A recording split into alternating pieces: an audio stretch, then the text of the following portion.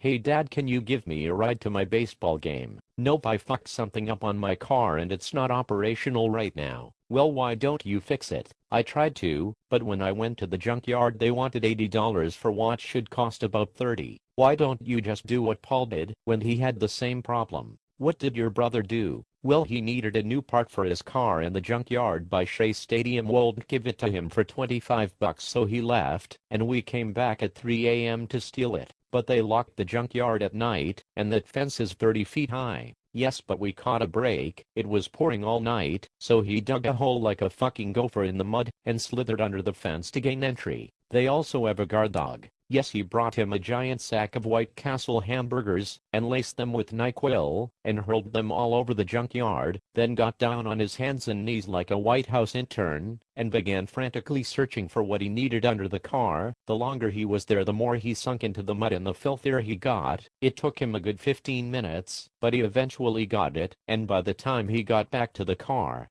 he was soaking wet and covered with mud. It looked like he fell in a chemical toilet, but I have never seen him happier. It was hilarious." "You really need to stop encouraging his behavior. He could have gotten bitten by a wild dog. That would have made it even funnier." "I still didn't tell you the best part yet. When he got back in the car, since he was covered with mud, he got it all over his seat." "What a fucking idiot. He probably paid more to clean the seat than the part would have cost to begin with, and he risked his life in the process. And this is where you severely underestimate Paul." "How so?" "Do you really think he paid to have his seat cleaned? He went right back into the junkyard and stole the fucking seat from the same car, tossed it through a hole halfway up the fence, tripped on a passed-out dog and hightailed it out of there. I'm shocked that he did not steal every other part on the car while he was at it." "Well, he would have, except just 3 days earlier he replaced every single part on his car." "Well, I know he did not buy the parts." "Of course he did not. He went down to Enterprise and rented the same exact car he has, same year, same model, everything, and he switched all of his old shitty parts for their nice new parts and returned the car the next day like nothing happened."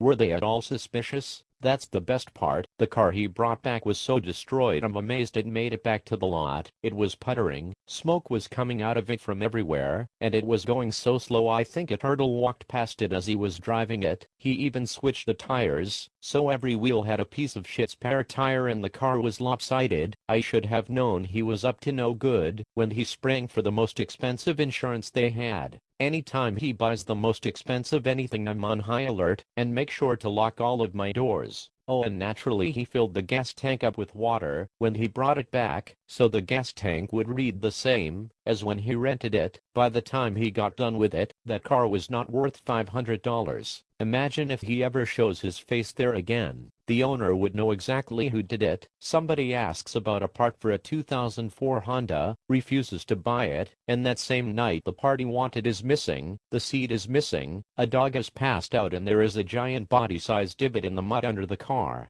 How funny would it be if he was actually dumb enough to go back? Almost as funny as the time as your dick popped out on the beach. It was a wise move marrying an Asian. She probably thinks you are King Kong in the sack.